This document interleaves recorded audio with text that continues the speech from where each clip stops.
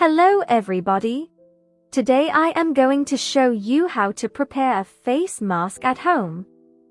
Face masks for dry skin. Ingredient: 2 tablespoons of ground oats, 1 teaspoon of lemon juice, 1 tablespoon of honey, 1 tablespoon of yogurt and a few drops of sweet almond oil. To make an oatmeal face mask for skin whitening, combine 2 tablespoons of ground oatmeal with 1 tablespoon of honey, 1 teaspoon of lemon juice, yogurt and a few drops of almond oil. Lemon juice helps lighten dark spots, while honey and almond oil provide moisture. Apply the face mask for 15 to 20 minutes, then rinse your face with lukewarm water. Dry your face with a towel.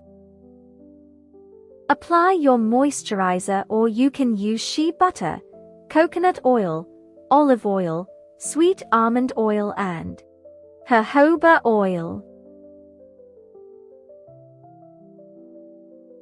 Thank you for watching. Don't forget to subscribe.